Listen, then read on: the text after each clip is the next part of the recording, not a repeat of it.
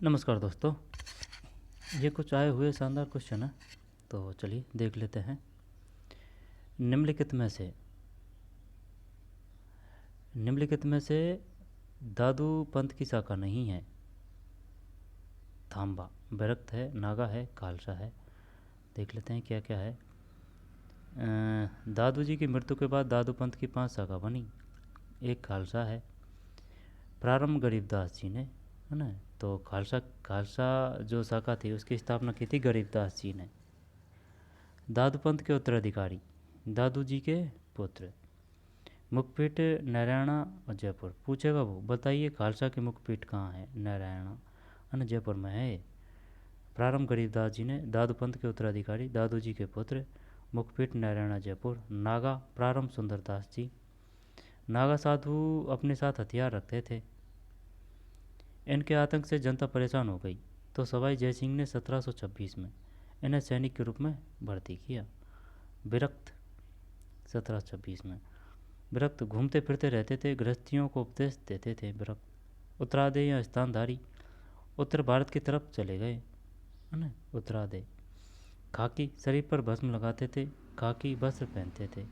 अन्य शिष्य मिस्कंदास, है ना, मिस्कंदास पुत्र बखान जी, संतदास जी। यहाँ क्वेश्चन भी आते हैं यहाँ से।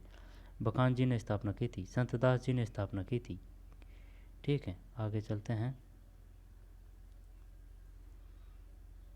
1847 में बुजोलिया के किसानों ने, जो गिरधरपुरा गांव में एकत्रित थे, निम्न में किन्हें महाराणा से मिलने के लिए उदयपुर भेजा? नानजी पटेल, ठाकरी पटेल। 1897 में बुजोलिया के किसानों ने, जो गिरधरपुरा गांव में एकत्रित थे, निम्न में किन्हें महाराणा से मिलने के लिए उदयपुर भेजा? जब सीताराम दास, हीरालाल, नानजी पटेल और ठाकरी पटेल। जब नानजी और ठाकरे पटेल को इस समस्या के समाधान के लिए मेवाड़ के महाराणा फतेह सिंह किसके पास भेजा था? फतेह सिंह के पास भेजा गया। फतेह सिंह। 1516 में मीरा का विवाह से हुआ भोजराज, है ना, सांगा के बड़े पुत्र से। जब संत मीराबाई, राजस्थान की राधा, जन्म 1498 है। ये रुड़की, रुड़की नहीं है, कुड़की है ना, कुड़की गांव पाली में है ये। ठीक है, तो कुड़की गांव पाली में है। विवाह हुआ था चित्तौड़गढ़ में, राणा सांगा के बड़े पुत्र भोजराज से।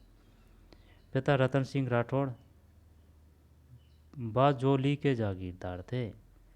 बाजोली के जागीरदार थे भाई ये रतन सिंह राठौड़। ठीक है ना, राठौड़ तो इधर थे, जो जोधपुर था ना, उधर मारवाड़ साइड। तो सही है, रतन सिंह राठौड़ बाजोली के जागीरदार थे। माता वीर कुंवरी। बचपन का नाम पेमल। लालन पालन राव दूदा, मीराबाई के दादाजी। राव दूदा, मीराबाई के दादाजी। संप्रदाय दासी पंथ, मीरा दासी संप्रदाय। विवाह भोजराज के साथ, राणा सांगा का बड़ा पुत्र। विवाह के 7 साल बाद भोजराज का निधन होने पर मीराबाई कृष्ण भक्ति में रहने लगी। विक्रमादित्य ने मीराबाई को जहर देना, सांप से कटवाना, दंड देने का प्रयास किया। ठीक, बचपन का नाम क्या था? पेमल। माताजी का नाम क्या था? वीर कुंवरी। पिता का नाम क्या था? रत्न सिंह राठौड़, बाजोली के जागीरदार थे।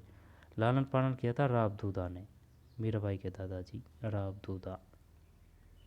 ठीक, राव दूदा ने किया था भाई लालन पालन, राव दूदा। तो चलिए आगे चलते हैं। ये पहले भी पढ़ चुके हैं, ये काफ़ी बार आ चुका है ना। पाबूजी के छंद, जो छंद से ये है कौन सा? बाबूजी के गीत ये अलग है भाई, है ना, वो अलग है। ठीक है, ये अलग है, वो छंद अलग है, ये अलग है। ये पाबूजी के बारे में है। तो बाबूजी के छंद, बाबूजी के गीत, बाबूजी के छोटे बाबू प्रकाश। बाबूजी ऊँटों के देवता थे, है ना। कोलू में जन्म हुआ था इनका, कोलू। तो बाबूजी ऊँटों के, देखते हैं क्या है इसमें। मारवाड़ में सर्वप्रथम ऊँट लाने का श्रेय बाबूजी को दिया जाता है। ऊँट पालक जाति रायका रेवाड़ी इन्हें अपना आराध्य देव मानती है। मेहर जाति के मुसलमान पीर मानकर पूजते हैं। मेहर जाति के मुसलमान पीर मानकर पूजते हैं। मेहर जाति के मुसलमान। जब ये भी आता है भाई, बताइए रामसा पीर किसे कहा गया है? रामसा पीर सही है। रामसा पीर तेजाजी या फिर रामदेव जी आएगा? मेहर जाति के मुसलमान पीर मानकर पूछते हैं, है ना, पाबू जी। तो पैसे पीर पैसे पाबू जी, तो बताइए पीर कौन कहलाते हैं? पाबू जी। पाबू जी के गाथा गीत, पाबू जी के पवाड़े माठ वाद्य यंत्र के साथ नायक व रेवाड़ी जाति द्वारा गाए जाते हैं। पाबू जी की फड़ नायक जाति के लोगों द्वारा रावण हत्या वाद्य यंत्र के साथ बाँची जाती है। पाबू जी प्रकाशगंज आसिया मोड़ जी ने लिखा। दोबारा देख। मारवाड़ में सर्वोत्तम ऊँट लाने के श्रेय पाबू जी को दिया जाता है। ऊँट पालक जाति रायका रेवाड़ी इन्हें अपना आराध्य देव मानती है। मेहर जाति के मुसलमान पीर मानकर पूछते हैं। पाबू जी के गाथा गीत, पाबू जी के पैवाड़े माठ वाद्य यंत्र के साथ नायक व रेवाड़ी जाति द्वारा गाए जाते हैं। माठ वाद्य यंत्र, माठ है ये, माठ वाद्य यंत्र के साथ नायक व रेवाड़ी जाति द्वारा गाए जाते हैं। पाबू जी की फड़ नायक जाति के लोगों द्वारा रावण हत्या वाद्य यंत्र के साथ बाँची जाती है। पाबू प्रकाश ग्रंथ आसिया मोड़ जी ने लिखा। पाबू प्रकाश ग्रंथ, पाबू प्रकाश ग्रंथ आसिया, पाबू प्रकाश ग्रंथ आसिया मोड़ जी ने लिखा। पाबू प्रकाश ग्रंथ आसिया मोड़ जी ने लिखा। क्या दे रखा है? पाबू प्रकाश, है ना, पाबू प्रकाश। पाबू प्रकाश तो आसिया मोड़ जी है इसमें। पाबू प्रकाश आसिया मोड़ जी, तो डी में एक, डी में एक तो सबन में ही एक है यार। तो फिर है ना, पाबू जी की फड़नायक जाति के लोग द्वारा रावण हत्या वाद्य यंत्र के साथ बाँची जाती है। रावण हत्या किसके द्वारा पूजा काम में लिया जाता है? किस संत के लिए काम में लिया जाता है? पाबू जी। ठीक है ना। यहाँ पर फड़गायन के लिए कौन सा वाद्य यंत्र का प्रयोग किया जाता है? रावण हत्या। तो कालबेलिया वो है, कौन सा है? कालबेलिया, कालबेलिया। तो कालबेलिया रामदेव जी है ना, रामदेव जी। रामदेव जी से तो वो है तेरह ताली। ठीक है ना, तेरह ताली है रामदेव जी से तो। लेकिन और अगर बात आए कि कामड़ जातियों का लोक नृत्य है, तो ये तेरह ताली है कामड़ जातियों का। तेरह ताली, है ना, तेरह ताली कामड़िया है, रामदेव जी के लिए करते हैं ये। कोई दिक्कत है क्या इसमें भाई? अगर वो देगा, ये बताइए कामड़िया जनजाति जो उनका लोक नृत्य है कौन सा? कामड़िया। तो ये है तेरह ताली, है ना। और तेरह ताली कामड़िया और रावण हत्था भी बजाया जाता है शायद, है ना। पाबू जी तो है लेकिन उनके भी द्वारा बजाया जाता है शायद, है ना, शक है इस पर, देख लेना। तो पाबू जी के पवाड़े माठ वाद्य यंत्र के साथ नायक व रेवाड़ी जाति द्वारा गाए जाते हैं। पाबू जी की फड़ नायक जाति के लोगों द्वारा रावण हत्या वाद्य यंत्र, जब इसमें क्या ही करें। पाबू प्रकाश आसिया मेड़ जी, पाबू जी के सोरटे, पाबू जी के गीत, पाबू जी के छंद, पाबू जी के छंद, मेहाचारण, पाबू जी के छंद। ये तो नहीं पता भाई, है ना, ये नहीं पता। और इसमें भी नहीं चल रहा है पता कि कौन सा है इसमें। सिर्फ इसमें पाबू आसिया मेड़ जी है इसमें, और नहीं है कुछ भी। पता नहीं भाई, है ना। पाबू जी के छंद किसने किसने लिखा था? पाबू जी के गीत, पाबू जी के छोटे, पाबू प्रकाश। चलो आगे चलते हैं ना। बेसर और भंवरकड़ी नामक आभूषण महिलाओं द्वारा, बेसर और भंवरकड़ी नाक के आभूषण है ये। नथ, चूनी, चौंप, कांटा, बारी, बेसरी, बुलाक, लौंग, भोगली, भंवरकड़ी। भंवरकड़ी नाक के हैं भाई, बेसर भंवरकड़ी। तो क्या ये भी सही है क्या ये? नहीं नहीं, अपन विश्वास नहीं करते भाई, आंसर की होती तो विश्वास करते अपन ना। बेसर और भंवरकड़ी नामक आभूषण महिलाओं द्वारा, बेसर और भंवरकड़ी नाक है ये, पहना जाता है। नथ, चूनी, चौंप, कांटा, बारी, बेसरी, बुलाक, लौंग, भोगली, भंवरकड़ी। नथ, चूनी, चौंप, कांटा, बारी, बेसरी, बुलाक, लौंग, भोगली, भंवरकड़ी।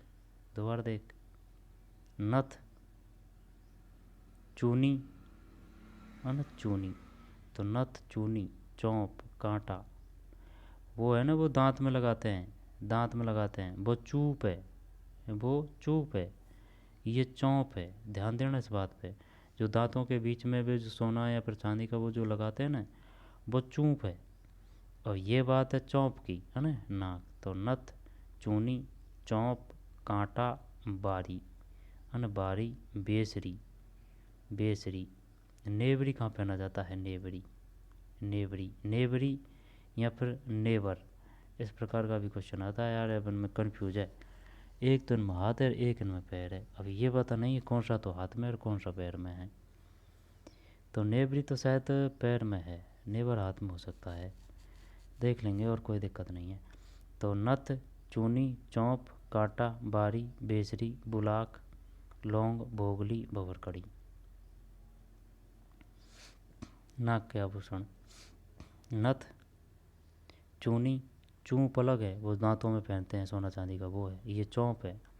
कांटा, बारी, कांटा को जानते हैं, बारी का पता नहीं है, बारी, बेसरी,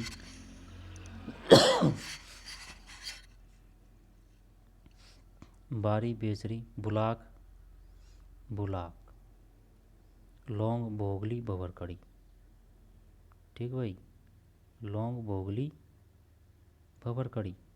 जब इसमें अपन नथ जानते हैं, है ना, और चौंप भी कर देंगे, कांटा कर देंगे, लौंग, लौंग, लौंग ये कान में भी फैली जाती है। अब इनका पता नहीं है भाई, भोगली, भंवरकड़ी, बेसरी भी ठीक है, कुछ कुछ याद है बेसरी, है ना। तो एक भोगली, भंवरकड़ी, बारी और बुलाक। बुलाक तो ऐसे कर देंगे, बुलाक का नाक हो जाएगा, है ना, बुलाक नाक, बुलाक नाक, ठीक है, बुलाक का तो नाक हो गया। और बेसरी, है ना, बेसरी नाक। अब लौंग, भोगली और भंवरकड़ी।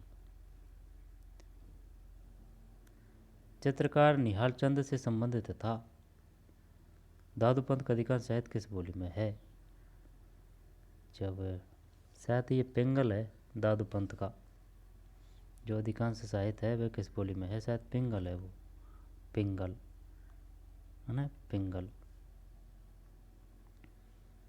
किशनगंज, मोरध्वज, निहालचंद, अमरचंद, सूर्यध्वज, लाडलीदास।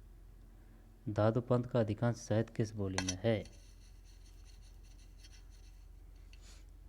पिंगल है शायद, है ना, पिंगल।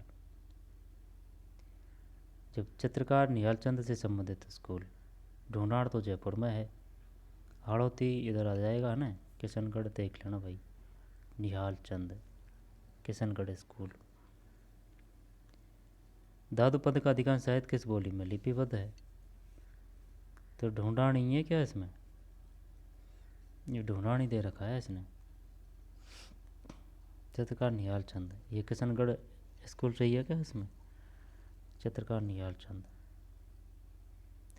दादूपंत, जन्म अहमदाबाद, गुजरात, 1544। ये तो देख चुके हैं अपन, है ना। इनके उपदेश ढूंढाणी भाषा में है। जब बात किसकी आ रही है? दादूपंत की आ रही है भाई।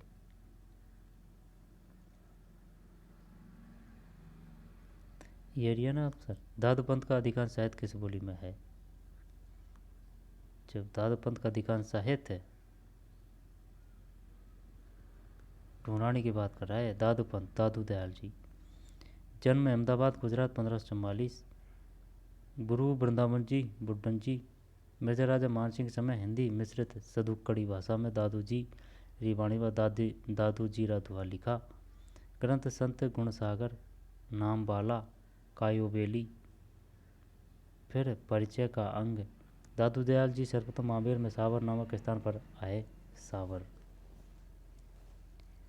भगवान दास ने दादू दयाल जी की भेंट 1585 में फतेहपुर सीकर, यूपी। फतेहपुर सीकर यूपी में अकबर से कराई। दादू दयाल जी सर्वप्रथम आमेर में, सावन नामक स्थान पर आए। भगवंत दास ने दादू दयाल जी की भेंट 1585 में फतेहपुर सीकर यूपी में अकबर से कराई। राजस्थान का कबीर कहा जाता है। कबीर की तरह निर्गुण भक्ति का संदेश दिया। दादू दयाल जी साबरमती नदी अहमदाबाद गुजरात में बहुत इनके उपदेश ढूंढानी भाषा में है। इन्होंने कहा ईश्वर एक है जिसके दरबार में हिंदू। ढूंढानी भाषा में तो डिंगल और पिंगल वो क्या है? डिंगल और पिंगल, डिंगल और पिंगल वो भी है, लेकिन वो शायद अलग से संबंधित है। और एक बात बता, ये क्वेश्चन आ चुका है, बताइए वह कौन सा संत है जिसका जन्म राजस्थान से बाहर हुआ था? दादू दयाल जी, ये वो। और ये बात समझ में, ये अभी आया यार ये क्वेश्चन, है ना। तो अहमदाबाद गुजरात 1544 ईस्वी में गुरु वृंदावन जी बुड्ढन जी जन्म है। मिर्जा राजा मानसिंह के समय हिंदी मिश्रित सदुकड़ी भाषा में दादू जी री बाणी व दादू जी रा दोहा लिखा। ग्रंथ संत गुण सागर, नाम बाला, काया बेली, परिचय कंग। दादू दयाल जी सर्वोत्तम आमेर में सावन नामक स्थान पर आए। दादू दयाल जी सर्वोत्तम आमेर में सावन नामक स्थान पर आए। भगवंत दास ने दादू दयाल जी की भेंट 1585 में फतेहपुर सीकरी यूपी में अकबर से कराई। भगवंत दास ने दादू दयाल जी की भेंट 1585 में फतेहपुर सीकरी यूपी में अकबर से कराई। बताइए किसकी भेंट फतेहपुर सीकरी में अकबर से हुई थी? दादू दयाल जी की। क्वेश्चन ये भी आ चुका है। दादू दयाल जी से संबंधित थे, समकालीन थे अकबर 1585 में। राजस्थान का कबीर कहा जाता है। कबीर की तरह निर्गुण भक्ति का संदेश दिया, है ना। दादू दयाल जी साबरमती नदी अहमदाबाद गुजरात में, बहुत लोग कुछ दिख नहीं रहा है ना। इसके उपदेश ढूंढानी भाषा में है। उन्होंने कहा इस पर एक है जिसके दरबार में हिंदू और मुस्लिम सब, है ना। तो चलिए आगे चलते हैं। ढूंढानी की बात कर रहा है दादू दयाल। वो डिंगल व पिंगल वो है, लेकिन जैसे कि मारवाड़ी या फिर मेवाड़ी भक्ति शायद कुछ ऐसे है। वो एक लोहे और चमड़े से बना वाद्य जो मंदिरों में प्रार्थना के समय तथा त्योहारों और धार्मिक उत्सवों के समय बजाया जाता है। नौबत है ये तो, तबला, सिंगार, नौबत, ये सही है इसके यार, ये नौबत इसमें सही है। और ये ढूंढानी है। और ये किशनगढ़ चित्रकाल निहाल चंद से संबंधित था। किशनगढ़ स्कूल बेसर भंवरकड़ी ये नाक है। और इसमें अगर ये है तो इसका मतलब बाबूजी के छंद मेहाचारण, है ना। बाबूजी के गीत, बाबूजी के सौटे, जब सी में तो यार क्या ही कर रखा है इसने, सी में तो पता नहीं है ना, चल छोड़, है ना। नौबत मारवाड़ का क्षेत्रीय लोकप्रिय त्यौहार घुड़ला मनाया जाता है चैत्र कृष्ण अष्टमी, है ना, यानी कि अप्रैल से चैत्र शुक्ल तृतीया तक, यानी कि 8 से लेकर, है ना। फिर ये शुक्ल तृतीया है। चैत्र शुक्ल 8 से लेकर चैत्र शुक्ल तृतीया तक मारवाड़ क्षेत्र का लोकप्रिय त्यौहार घुड़ला मनाया जाता है चैत्र कृष्ण अष्टमी से चैत्र शुक्ल तृतीया तक। ठीक, मारवाड़ क्षेत्र का लोकप्रिय त्यौहार घुड़ला मनाया जाता है चैत्र कृष्ण अष्टमी से चैत्र शुक्ल तृतीया तक। आगे चलते हैं, रह जाएगा ध्यान। चैत और थोड़ी है, चैत और चैत्र तो नहीं है भाई। अष्टमी या तो कृष्ण का चक्कर पड़ेगा या शुक्ल का चक्कर पड़ेगा, तो कोई दिक्कत नहीं है। चैत्र कृष्ण अष्टमी, कृष्ण का मतलब 15 दिन की काली रात, शुक्ल का मतलब अपनी चांदनी रात से याद कर रखा है, ठीक, 15 दिन की। तो चैत्र कृष्ण अष्टमी से चैत्र शुक्ल तृतीया तक। इसके बाद में घुड़ला नृत्य, त्यौहार में महिलाओं का नृत्य चैत्र कृष्ण 8 से शुक्ल 3, कितना है इसमें, 8, 9, 10, 11, 12, 13, 14, 15, 7, है ना, 8, 9, 10, 11, हाँ 11 दिनों तक सही है। मारवाड़ शासक राव सातल देव के समय अजमेर के सूबेदार मल्लू खां के सेनापति घुड़ले खां ने गणगौर की पूजा करी थी, 140 कन्याओं का अपहरण कर लिया था, छेदित मटका, मटके को घोड़ला कहते हैं, और दीपक जलता है। ठीक है भाई, ये है घोड़ला नृत्य। आ रही है बात समझ में? घोड़ला, घोड़ला जब है कहाँ है देखे, घोड़ला जोधपुर, घोड़ला है ना, घोड़ला जोधपुर में महिलाओं का नृत्य है ये, घोड़ला, घोड़ला, घोड़ला है ना, जोधपुर में महिलाओं का नृत्य है। चैत्र कृष्ण 8 से शुक्ल 3 यानी 11 दिनों तक। मारवाड़ शासक राव सादल देव के समय अजमेर के सूबेदार मल्लू खां के सेनापति घुल्ले खां, उसके नाम पे है ये घुल्ले खां, ने गणगौर की पूजा कर रही 140 कन्याओं का अपहरण कर लिया। नहीं उसके नाम पे क्यों था? मारवाड़ शासक सातल देव के समय अजमेर के सूबेदार मल्लू खां के सेनापति घुल्ले खां ने गणगौर की पूजा कर रही।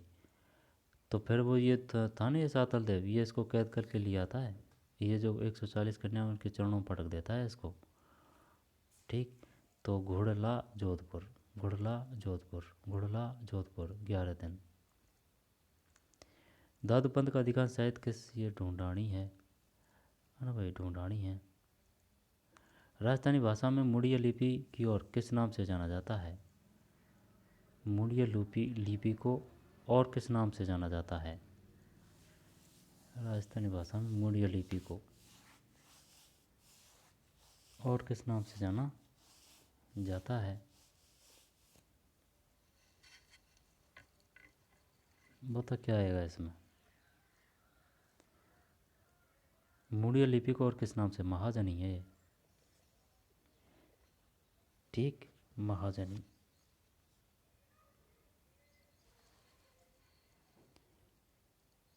राजस्थानी भाषा में मुड़िया लिपि को और किस नाम से जाना जाता है?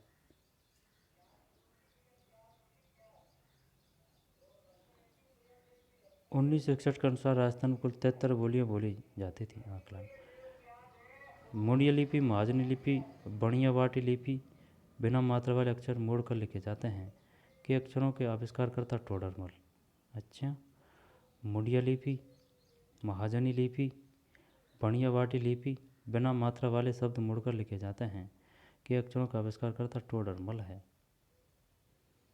है भाई अन्य तत्व। 1961 के अनुसार राजस्थान में कुल 73 बोलियाँ बोली जाती थी। आकलन 1961 के है ना, 1961 के अनुसार राजस्थान में कुल 73 बोलियाँ बोली जाती थी। ये क्वेश्चन तो नहीं आया भाई अभी तक। आकलन के अनुसार है ना, मुड़िया लिपि, महाजनी लिपि, बणियावाटी लिपि बिना मात्रा वाले शब्द मोड़कर लिखे जाते हैं कि अक्षरों का आविष्कार करता टोडरमल। ज़्यादातर क्वेश्चन जो हमारा राजस्थान बुक है ना वहाँ से ही आते हैं। महाजनी है इसमें। अचलदास खीचरी बचनी का नामक ग्रंथ रचयिता है शिवदास गांडव है। अचलदास खीचरी बचनी का शिवदास गांडव। राजरूपक वीरभान, रावजेत सिरोचंद बीटू सूजा है, ये सूजा है, सही है। ये ऐसे याद कर रखा है, बीटू सूजा, सूजा आएगा ना, ये से कर रखा है अपन ने। रावजेत सिरोचंद, रावजेत सिरोचंद, तो जैत सी का सू कर रखा है। राजरूपक वीरभान है ना, 5 और 4, राजरूपक वीरभान।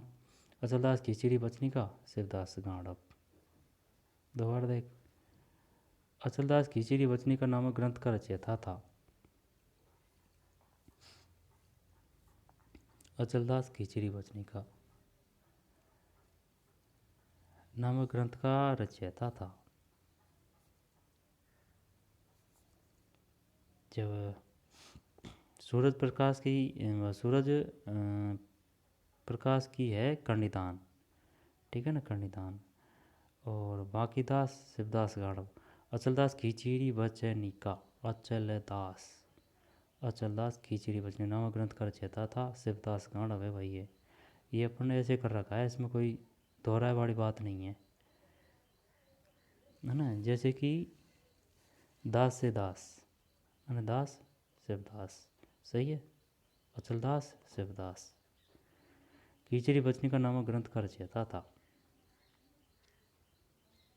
ठीक,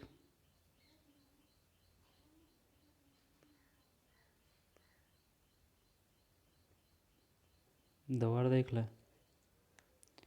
राजस्थानी भाषा में मूढ़ी लिपि को किस नाम से जाना जाता है? महाजनी है ये, महाजनी है। जब अचलदास खिचड़ी बचनी का नामक ग्रंथ का रचयिता था? शिवदास गाणव, शिवदास गाणव। अचलदास खिचड़ी बचनी शिवदास गाणव। राजरूपक बीरबान, राज जेब सिरो छंद बीठू, जेत शीशे तो शीशे शीशे से से सूजा है, सूजा, बीठू सूजा है ना, से का से सूजा। और अचलदास खिचड़ी बचनी का दास से दास शिवदास गाणव है ना, दास से दास शिवदास गाणव। राजरूपक बीरबान। आगे चलते हैं।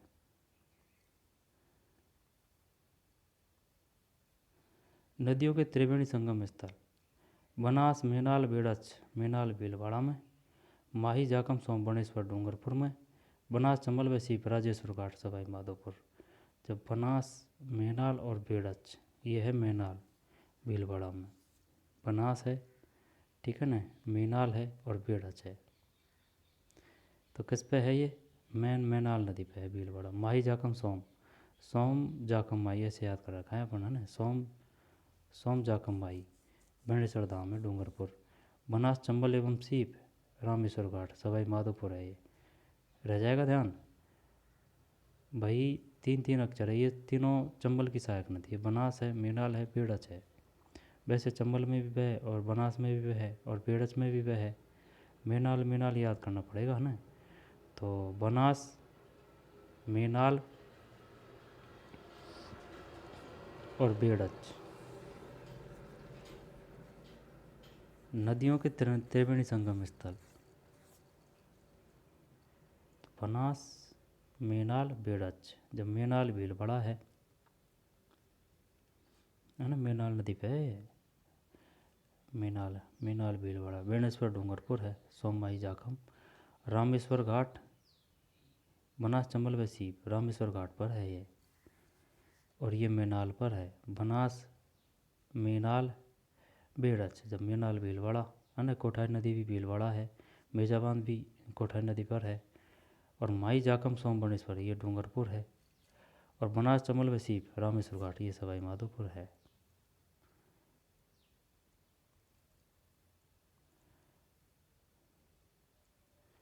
ये है भाई पीपल पन्ना, पीपल पत्रा, ठीक कान में पहना जाता है, पीपल पत्रा है, बड़े बूढ़े पहनते थे है ना।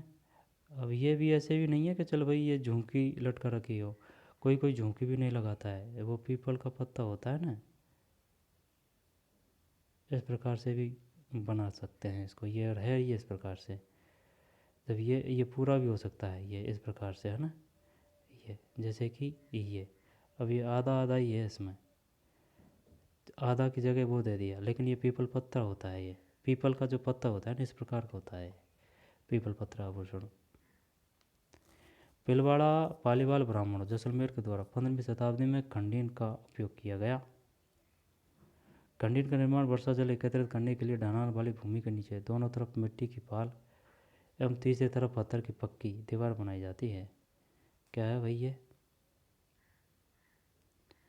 पालीवाल ब्राह्मण जैसलमेर के द्वारा 15वीं शताब्दी में खंडीन का उपयोग किया गया। खंडीन का निर्माण वर्षा जल एकत्रित करने के लिए ढलान वाली भूमि के नीचे दोनों तरफ मिट्टी की पाल है ना, मिट्टी की पाल, ठीक है, पैड़, पैड़ कहते हैं उसको है ना, दीवार, एवं तीसरी तरफ पत्थर की पक्की दीवार बनाई जाती है।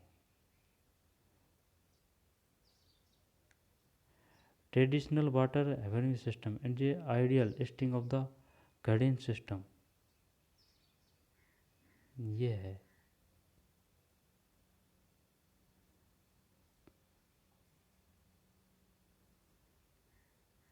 समझ में नहीं आ रही यार इसमें, जैसे कि भाई पानी इधर से आ रहा है, इधर से आ रहा है, तो एक तो ये दीवार कर दी इनने खड़ी, और इसके बाद में इधर दीवार कर रहे हैं खड़ी। पालीवाल ब्राह्मणों जैसलमेर के द्वारा 15वीं शताब्दी में खंडीन का उपयोग किया गया। खंडीन का निर्माण वर्षा जल एकत्रित करने के लिए ढलान वाली भूमि के नीचे दोनों तरफ मिट्टी की पाल एवं तीसरी तरफ पत्थर की पक्की दीवार बनाई जाती है। खंडीन। ठीक भाई, आगे चलते हैं। खेत में पशु पक्षियों को भगाने के लिए बनाया गया मानव रूपी आकृति अंडोबो या बीजुका कहलाते हैं। अब बीजुका को तो जानते हैं अपन, लेकिन अंडोबो नहीं जानते कि भाई अंडोबो भी बोलते हैं। अंडोबो, अंडोबो। ठीक, बीजुका तो जानते हैं, लेकिन अंडोबो का भी पता होना चाहिए। अंडोबो, अंडोबो बीजुका को ही बोलते हैं। हसन निजामी ने जालौर के किले बारे में कहा, यह ऐसा किला है जिसका दरवाज़ा कोई आक्रमण खोल नहीं सका। जालौर का किला की बात है भाई ये। हसन निजामी ने, है ना, किसने कहा था? हसन निजामी ने। जवालीपुर किसको कहा गया है? प्राचीन नाम जालौर है। जालौर में किसका शासन था? वो था ना कानड़ देव। हाँ, कानड़ देव सही है। कानड़ देव बीरमदेव 1311 में आक्रमण किया था अलाउद्दीन खिलजी ने यहाँ पे। 1309 में सिवाना है। ठीक है। बारे में कहा, यह एक ऐसा किला है जिसका दरवाज़ा कोई आक्रमणकारी खोल नहीं सका। बारे में कहा, यह ऐसा किला है जिसका दरवाज़ा कोई आक्रमणकारी खोल नहीं सका। जालौर का किला। महाराणा प्रताप की पत्नी का नाम अजब देव पवार है। महाराणा प्रताप की पत्नी ना अजब देव पवार था। अजब देव पवार है भाई, नाम का पता नहीं है। अजब देव पवार, अजब देव पवार। महाराणा प्रताप की पत्नी का नाम अजब देव पवार।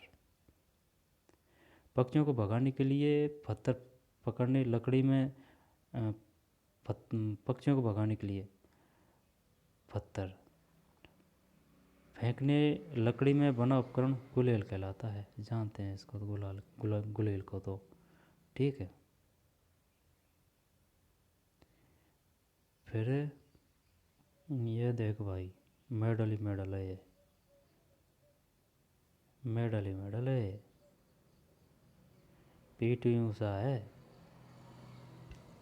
ठीक, पीटी ऊषा धाविका, है ना, दौड़ने वाली।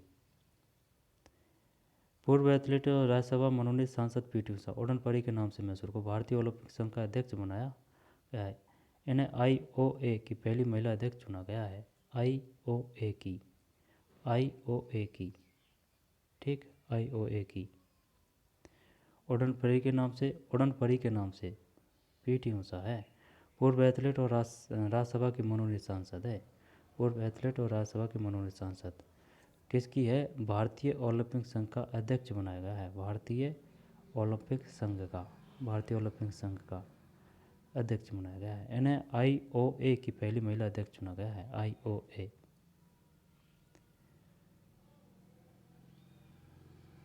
अब तो शायद ये रिटायर होगी, शायद ये क्वेश्चन तो हो चुके हैं इसके पूरे पढ़ना। तो चलिए मिलते हैं कोई और वीडियो में ना। ये तो क्वेश्चन तो हो चुके हैं अभी, अब तो ये 2022 पे पहुंचा चुका है ना। तो चलिए मिलते हैं कोई और वीडियो में। धन्यवाद।